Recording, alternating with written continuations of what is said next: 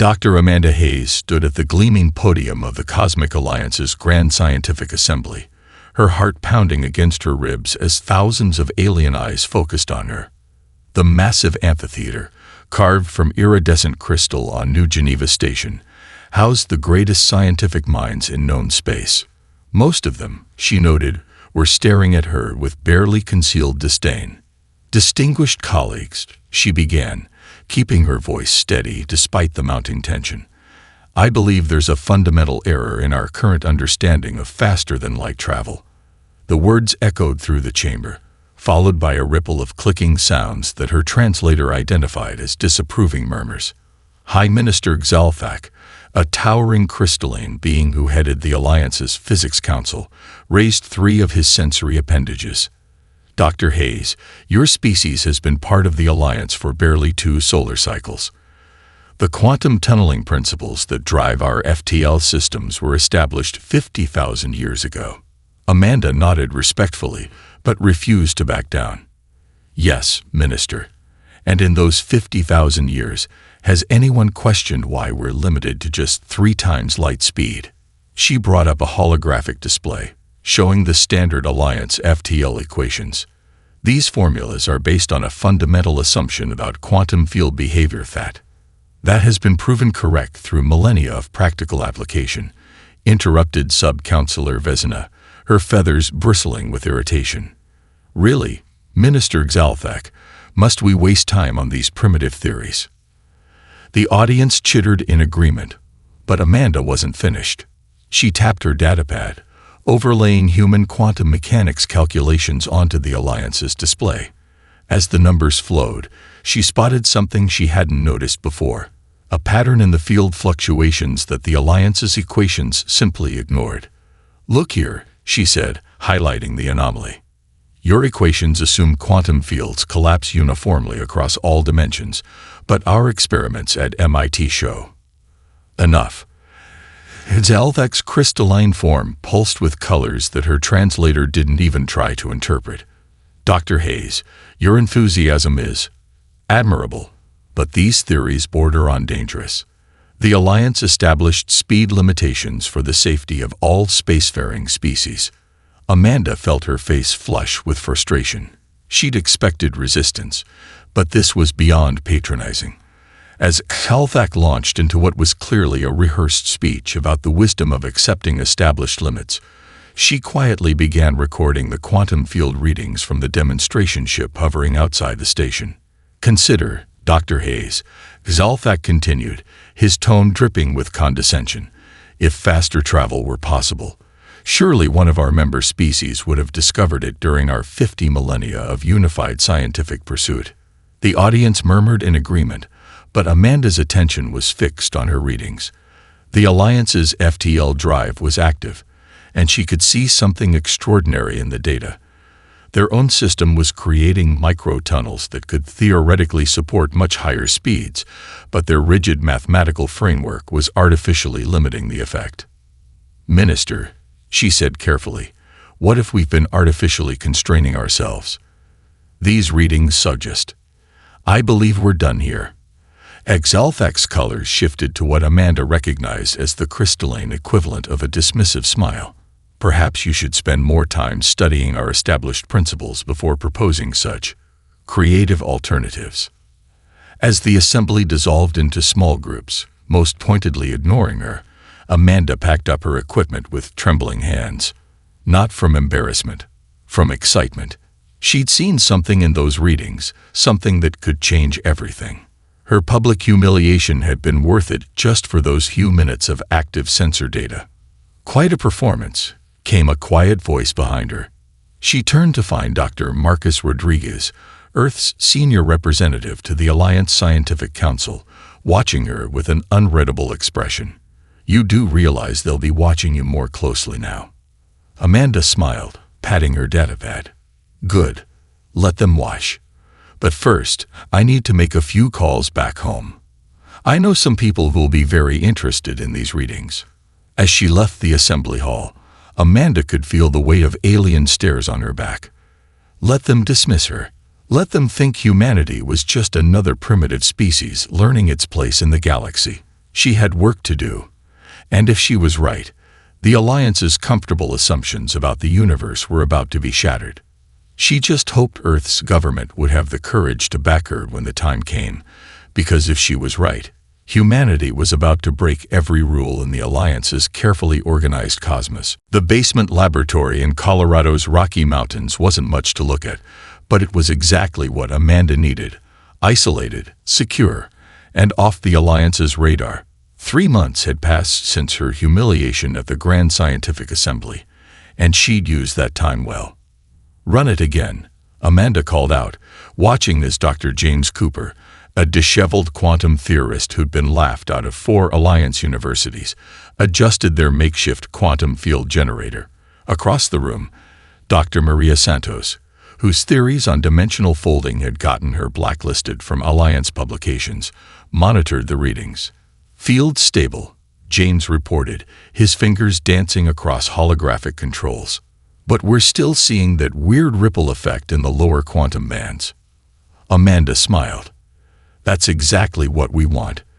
The Alliance thinks those ripples are interference patterns that need to be dampened. They're actually quantum thoroughfares, highways through space-time that their equations ignore." The lab door hissed open, admitting Dr. Kevin Wallace, their resident string theory expert. His wild gray hair and rumpled clothing couldn't hide the excitement in his eyes. "You need to see this," he said, projecting a new set of equations into the room's holographic display. "I cross-referenced our readings with pre-Alliance human theories on string vibration patterns. Look at the correlation." The numbers hung in the air like celestial script, and Amanda felt her pulse quicken. "They're not just correlating," she breathed. "They're harmonizing. Maria, overlay your dimensional fold calculations." As the new data streams merged with the existing display, the room fell silent. What they were seeing shouldn't have been possible according to Alliance science. The quantum ripples they detected weren't random fluctuations. They were indicators of natural FTL corridors that had always existed in space-time. The Alliance built their entire FTL theory around forcing their way through space, James said quietly. "But space is already full of faster-than-light shortcuts. We just need to surf the waves instead of fighting them," Amanda finished. "That's why their ships can only manage 3 times light speed. They're trying to punch through space when they should be flowing with it." A soft chime interrupted their revelation. "Security alert," the lab's AI announced. "Alliance monitoring drone detected in upper atmosphere. Bearing vector suggests routine patrol pattern." The team quickly shut down their equipment, but Amanda noticed Maria looking troubled. "What's wrong?" "We're missing something," Maria said, studying the equations. "These corridors, they're not just paths through space. Look at the quantum entanglement patterns. They're more like intersections." "Intersections of what?" "Everything." Maria's hands trembled slightly as she manipulated the display. "Space, time, probability. They all meet at these points. If we could map them properly." A new alert chimed, more urgent this time. "Incoming transmission from Earth Defense Command." The AI reported. "Priority 1. Amanda accepted the call, and Colonel Sarah Matthews' face appeared in their secure holographic channel. "Dr. Hayes, we've got a problem. The Alliance just appointed a new science security officer for the Sol system. They're expanding their monitoring network." "How long do we have?" "A week, maybe less, before they can detect the quantum signatures from your experiments. Whatever you're working on, you need to move it or shut it down." Amanda looked at her team, seeing the same determination in their eyes that she felt. "We're not shutting down," she said firmly. "But we need a new facility. Somewhere they won't think to look." "I might have a solution," Colonel Matthews replied. "But you're not going to like it. How do you feel about ice skating?" The team looked confused, but Amanda understood immediately. "Europa Station. That's barely more than a mining outpost." "Exactly. The Alliance thinks it's a primitive ice mining operation. They never bothered to scan it properly because they consider our solar system mining techniques too primitive to be worth monitoring." Amanda turned to her team. Pack everything. We're moving to Jupiter's moon. She paused, then added with a grin, and bring warm clothes. As they began dismantling their equipment, Amanda caught movement in the corner of her eye. Through the lab's small window, she glimpsed an alien figure quickly ducking out of sight. Her heart skipped a beat, but then she recognized the distinctive markings of a Junior Alliance science intern. The question was, had they seen too much, and what would they do with that information? Europa Station's subsurface labs hummed with barely contained energy. 3 weeks of non-stop work had transformed the primitive mining facility into a cutting-edge quantum research center, hidden beneath kilometers of ice. Dr. Amanda Hayes stood before their latest prototype, a quantum field generator barely larger than a coffee cup. Field harmonics are stable, James reported from his station, his breath visible in the chilly air. Quantum corridor mapping is active, and Maria's dimensional fold calculations are integrated. Ready for test sequence 1, Maria added, her fingers dancing across the holographic controls. Kevin's string resonance formulae are showing green across the board. Amanda placed her favorite coffee mug, emblazoned with "Physics makes everything possible," inside the test chamber. Beginning quantum corridor mapping in 3, 2, 1. The mug vanished. Seconds later, Kevin's tablet chimed. Signal received from the Mars relay station. The quantum signature matches perfectly. The team held their breath, waiting. 30 seconds later, another chime. A video feed from their Mars lab showed the coffee mug, completely intact, sitting precisely where they'd programmed it to appear. Time to transport, 0:34 seconds. Maria whispered, her voice trembling with excitement. That's 50 times faster than Alliance ships, and with just a prototype. Before they could celebrate, the facility's security system blared a warning. Multiple Alliance vessels detected entering Jupiter space. Estimated arrival at Europa, 20 minutes. How did they find us? James started shutting down systems, his movements precise despite his panic. Amanda's tablet lit up with an incoming transmission. The face that appeared belonged to Vexlor, the Alliance science intern she glimpsed outside their Colorado lab. But instead of the expected accusation, the alien's expression showed excitement. "Dr. Hayes, forgive the intrusion," Vexlor said quickly. "I've been following your research. The Alliance Council knows something's happening, but they don't know what. They're coming to investigate unauthorized power signatures. You have to understand, what you've discovered could freeze so many worlds. Why are you helping us?" Amanda demanded, even as she helped her team secure their data. "Because my species was like yours once. Creative, innovative, but 3 centuries of Alliance guidance turned us into rule followers. When I saw your equations, Vexlor's facial tendrils quivered. Please, don't let them stop you." The transmission cut off as another alert sounded. Incoming priority call from Earth Command. President Chen's face appeared in their main display. "Dr. Hayes, we've been monitoring the situation. How close are you to a breakthrough?" "We just achieved it, Mr. President. 50 times light speed with minimal power consumption. But the Alliance is about to learn that humanity doesn't respond well to intimidation." Chen interrupted. "I've already contacted the Alliance Council. Told them if they interfere with legitimate human scientific research, we'll consider it an act of war." Amanda's eyes widened. "Sir, with all due respect, we've suspected for years that the Alliance has been suppressing technological advancement. Your team just proved it." Chen's expression hardened. "I'm authorizing Project Leapfrog effective immediately. Full funding, complete military protection. How quickly can you scale up the technology?" Maria spoke up from her station. "The principles should apply to any size system. With proper resources, you'll have everything you need," Chen promised. "A facility is being prepared in the Kuiper Belt. Alliance sensors can't penetrate that far reliably." New alerts flashed. The Alliance ships were accelerating. Amanda made a decision. Mr. President, before we evacuate, request permission for one last test. Granted. What do you have in mind? Amanda smiled, the kind of smile that had preceded some of humanity's greatest moments of defiance. Let's show them exactly what they're trying to stop. She turned to her team. Configure the prototype for maximum visibility. When those ships arrive, I want their sensors to detect exactly what we can do. That'll violate about 50 Alliance regulations, James said with a grin. Exactly. Amanda began the power-up sequence. Let's give them something to really worry about. Set coordinates for the edge of the solar system. Let's see how they handle watching a coffee cup break every rule they've written. As the prototype hummed to life, Amanda thought about Vexeler's words. The Alliance hadn't just been limiting technology. They'd been limiting dreams. Well, if there was one thing humans excelled at, it was dreaming impossible dreams and making them come true. Hidden beneath the icy surface of a nameless Kuiper Belt object, the U.S. Pathfinder waited.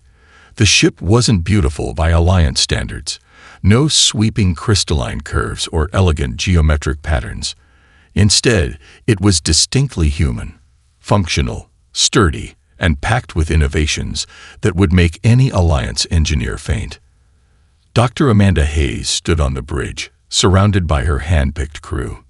James Cooper managed the quantum drive systems, Maria Santos monitored the dimensional fold matrices, and Kevin Wallace fine-tuned the string resonance fields. At Tactical, Lieutenant Sarah Chen kept watch for Alliance patrols, while Commander Michael Rodriguez sat in the captain's chair, his experienced eyes scanning system readouts. Final pre-flight checks complete, James reported. Quantum corridor mapping is active and stable. Amanda nodded, trying to calm her racing heart. Status of Alliance sensor nets. Their closest monitoring station is focused on Uranus, Sarah reported with a grin. They still think we're hiding somewhere in the inner system. Power systems nominal, Maria added. Dimensional fold generators are harmonizing perfectly. We're ready. Commander Rodriguez leaned forward. Dr. Hayes, whenever you're ready. The test course to Mars is plotted. Amanda took a deep breath. Actually, I have a different destination in mind. She sent new coordinates to the navigation system. Every head on the bridge turned to stare at her. Alpha Centauri. Commander Rodriguez's eyebrows shot up. That's not the approved test flight plan. The short jumps have been proven with the prototype. Amanda explained. If we want to show that this technology can revolutionize space travel, we need to think bigger. A moment of tense silence filled the bridge. Then Rodriguez smiled. Well, they did give us carte blanche to prove the concept. Helm, set course for Alpha Centauri. The ship's systems hummed to life. Outside, the quantum field generators began mapping the invisible corridors of spacetime, finding the natural highways that the Alliance had spent millennia ignoring. Quantum corridor identified, James called out. Field strength at maximum. We're ready for transit. Amanda looked at each member of her crew, seeing the same mixture of excitement and determination in their eyes. Let's make history. Engage quantum drive. The universe shifted. There was no sensation of movement, no dramatic stretching or compression effect like Alliance ships experienced. One moment they were in the Kuiper Belt, and the next. Holy shit, Sarah whispered, staring at her tactical display. We're already there. Alpha Centauri. 4 light years in. How long was that jump? Transit time. 3 minutes, 17 seconds, Maria reported, her voice shaking with excitement. That's over 700 times the speed of Alliance ships. Before they could celebrate, Kevin's console erupted with alerts. Multiple Alliance sensor stations detecting our arrival. They're going crazy. The quantum wake from our jump lit up their entire detection network. Good, Amanda said firmly. Let them see. Let them understand that their limitations were artificial all along. Commander Rodriguez's console chimed with an incoming transmission. It's Earth Command. They're receiving complaints. The main screen lit up with President Chen's face. His expression was a mixture of concern and barely suppressed glee. "Dr. Hayes, the Alliance Council is demanding explanations. Their science minister nearly had a seizure when their sensors registered your jump. Want to tell me why you deviated from the test plan?" "Because sometimes you need to rip off the Band-Aid, Mr. President," Amanda replied. "They can't suppress this anymore. The data is already spreading across their networks. Every species in the Alliance just saw proof that their limits were lies. And they're terrified," James added, monitoring the growing chaos in Alliance communications. Their entire power structure was built on controlling FTL technology. "Let them be afraid," Rodriguez said quietly. "Humanity's done playing by their rules." President Chen nodded slowly. "The Alliance Council is convening an emergency session. They're calling it a crisis." He paused, then smiled. "Well done, Doctor. Your team just changed the galaxy. The question is, are we ready for what comes next?" Amanda looked out at Alpha Centauri's brilliant light, then at her crew's proud faces. "They've spent 50,000 years telling everyone what's impossible. I think it's time someone showed them what's possible instead." As if in response, the ship's sensors detected new quantum ripples forming throughout the system, echoes of their breakthrough, spreading like ripples in a cosmic pond. The message was clear. The galaxy would never be the same again. The Grand Chamber of the Cosmic Alliance hadn't seen such chaos in 50,000 years. Holographic representatives from over 300 species flickered and gestured in agitation, while physical attendees created a cacophony of clicks, whistles, and electromagnetic pulses of distress. High Minister Xalthak's crystalline form pulsed with colors of rage and fear as he addressed the assembly. "The humans have violated the most sacred principles of our unified society. Their so-called breakthrough threatens the very fabric of space-time." In Earth's delegation pod, Dr. Amanda Hayes stood calmly beside President Chen, watching the pandemonium unfold. The Alliance had demanded their presence for this emergency session, though several members had protested allowing humans in the chamber at all. "Sacred principles." Amanda's voice cut through the noise. "Or convenient lies." The chamber fell silent. Xalthak's crystal lattice structure vibrated with barely contained emotion. "You dare?" "Yes, I dare." Amanda stepped forward, activating the chamber's main display. "We've analyzed your historical records. 50,000 years ago, the Alliance discovered natural quantum corridors through spacetime. But instead of exploring them, you decided to suppress the knowledge. For the safety of all species, Sub-Counselor Vesna's feathers bristled. Unrestricted faster-than-light travel would lead to chaos. "Would it?" A new voice spoke up. The young representative of the Nexar, a species that had joined the Alliance only a century before Earth, moved their hover platform forward.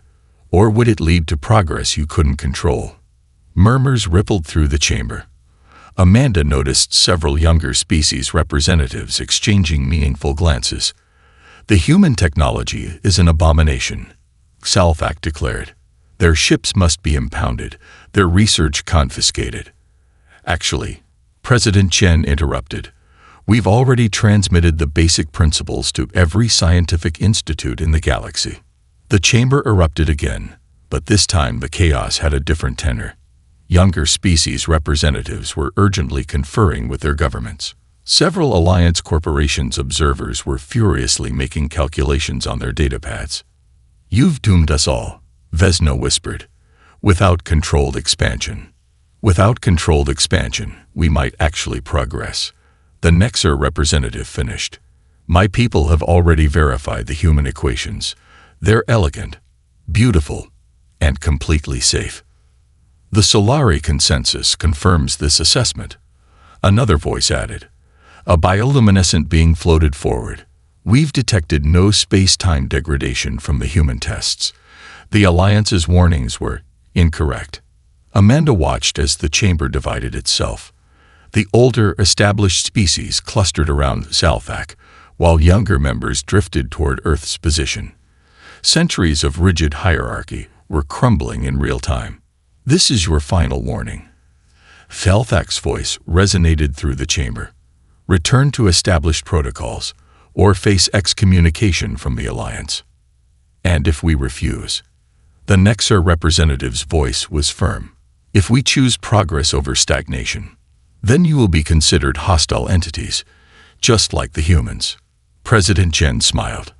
Minister Xalthak, look around you. Your threats only work if we still need you. He was right. Already, nearly a third of the chamber had moved to Earth's side. Amanda's tablet buzzed with incoming messages. Dozens of species requesting technical cooperation, offering resources, proposing joint ventures. Maybe it's time for a new alliance, Amanda suggested. One built on innovation instead of restriction, on cooperation instead of control. The Nexar support this proposal, their representative declared immediately. The Solari consensus agrees. More voices joined in, a cascade of support that seemed to physically push back the old guard's crystalline authority. Xalthak's form pulsed with dangerous intensity. You cannot simply discard 50,000 years of stable governance. Watch us, Amanda replied softly. Humanity's gift to the galaxy isn't just faster ships, Minister. It's the reminder that progress requires courage. The courage to question, to explore, to break free of artificial limits. As if to punctuate her words, a sudden alert flashed across the chamber's displays. The Pathfinder had just completed another test jump, this time to the Galactic core and back in under an hour. A journey that would have taken Alliance ships 5 years. The message was clear. The future wouldn't wait for those unwilling to embrace it, and humanity was leading the way. The U.S. Pathfinder erupted from quantum space above Mars colony, its sudden appearance sending Alliance blockade ships scrambling in confusion. Commander Rodriguez's laughter filled the bridge as they watched the supposedly fearsome warships trying to track their position. That's the third time this week they've tried to ambush us, Sarah remarked from tactical, not even bothering to raise shields. You'd think they'd learn. Learning would require admitting they were wrong, Amanda replied, reviewing data from their latest series of jumps. The ship's quantum drive was performing beyond their wildest expectations, and each test revealed new possibilities. Status of the evacuation. New Shanghai colony is completely relocated, Maria reported. 15,000 colonists and all their equipment moved to the safe zone in under 6 hours.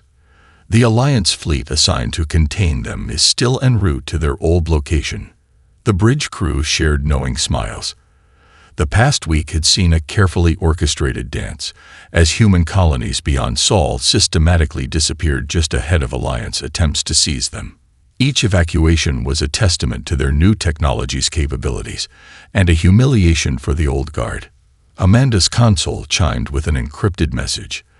The face that appeared belonged to Vexlor, their ally within the Alliance's scientific community.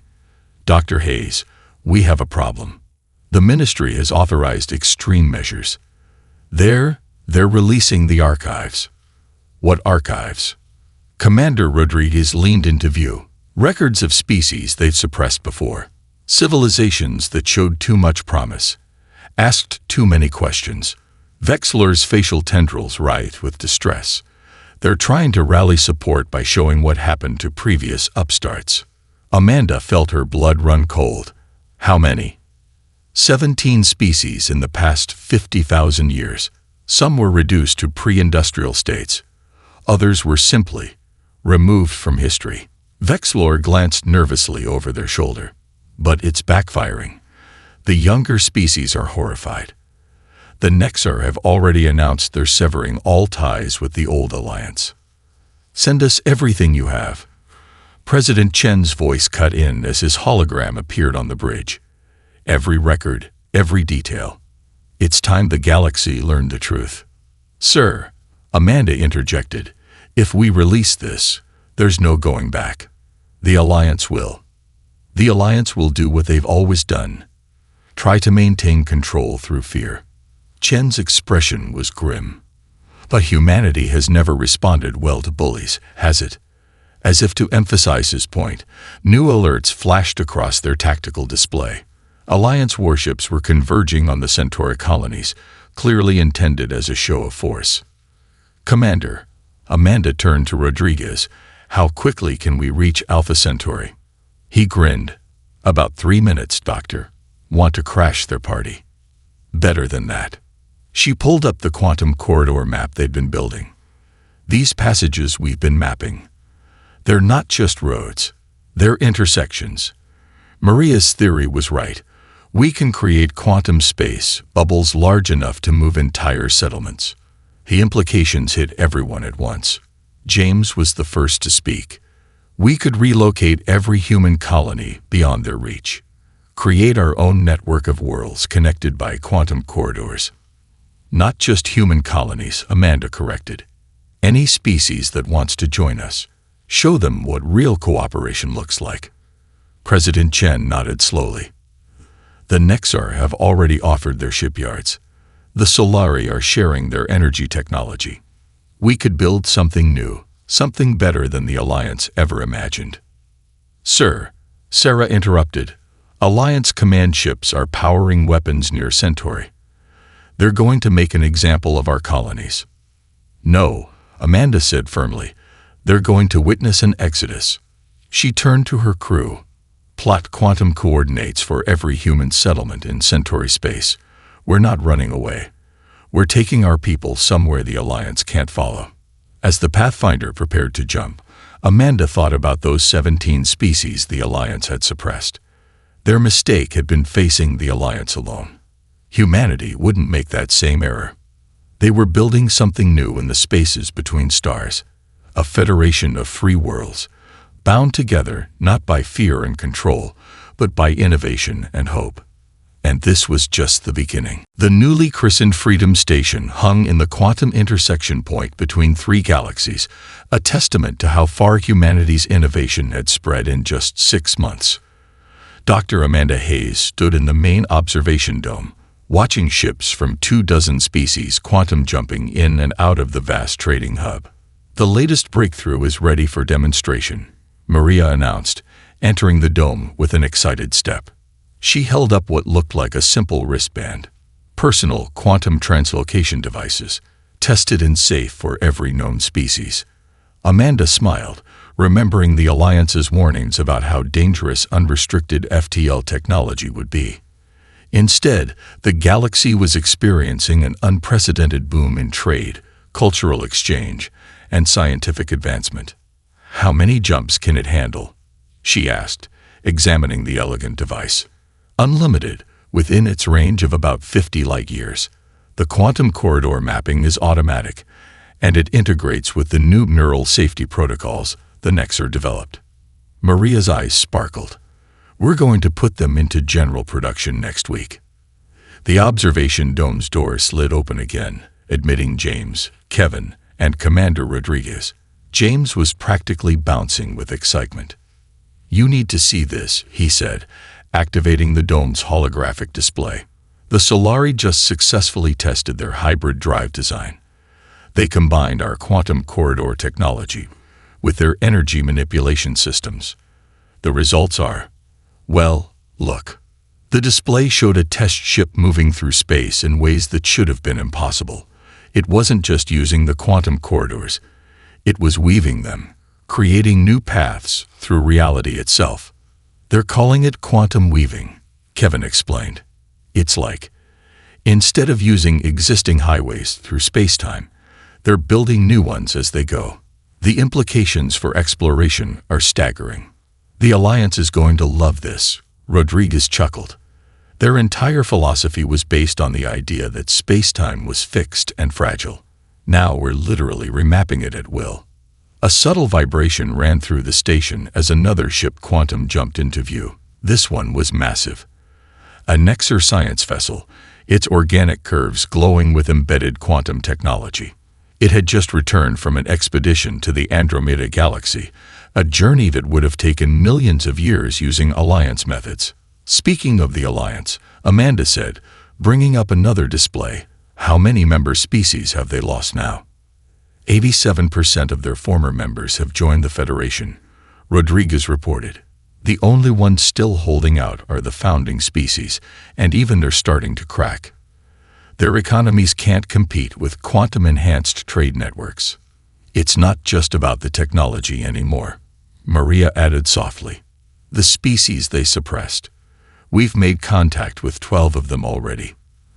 The Nexer are helping them rebuild, sharing knowledge freely. It's everything the Alliance claimed to be but never was. Amanda's communicator chimed with an incoming message from President Chen. His hologram appeared in the center of the dome, looking both serious and pleased. Dr. Hayes, the Federation Council has reached a decision. We're officially extending membership invitations to species from the Andromeda Galaxy. Your team's breakthroughs have made true intergalactic civilization possible. The Alliance always said that was impossible, Amanda mused. That trying to extend too far would destabilize space-time itself. The Alliance said a lot of things, Chen replied with a smile, mostly to keep everyone dependent on them. But humanity has a different approach, don't we? Before Amanda could respond, new alerts flashed across the station's displays. The Solaris quantum weaving test had produced an unexpected result. They'd discovered an entirely new layer of space-time, one that existed parallel to normal space.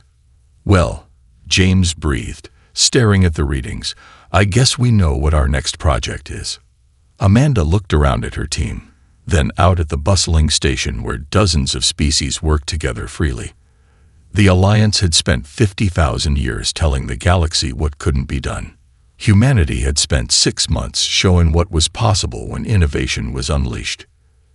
You know what the best part is, she said quietly. We're just getting started. The quantum corridors visible from the dome pulsed with energy, like veins carrying the lifeblood of a new civilization. A civilization built not on restrictions and control, but on the simple human principle that had changed everything. The only true limit is the one you accept. 1 year after humanity shattered the Alliance's restrictions, the U.S. Pathfinder prepared for its most ambitious journey yet. The ship had been upgraded with technology from a dozen species, each adding their own unique understanding to the quantum revolution humanity had started. Dr. Amanda Hayes stood on the bridge, now transformed into a marvel of cooperative engineering. Nexer organic computers merged seamlessly with human quantum systems. Solari energy matrices pulsed through corridors designed by restored civilizations the Alliance had once suppressed. It was a ship that represented everything the galaxy could achieve when barriers fell. All systems ready, James reported from his station, now augmented with a Solari neural interface. Quantum weaving protocols are synchronized with the parallel space sensors. The Federation Council is standing by, Commander Rodriguez announced. They're ready for the demonstration. Amanda nodded, feeling the weight of the moment. Open galaxy-wide broadcast channels. The main screen lit up with faces from across 2 galaxies, Federation Council members, scientific teams, and billions of ordinary citizens watching the historic moment. Even a few Alliance representatives were present, though they tried to maintain their aloof dignity.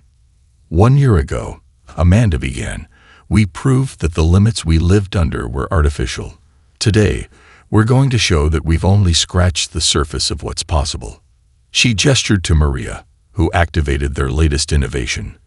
A holographic map filled the bridge, showing not just normal space, but multiple layers of reality stacked like pages in a book.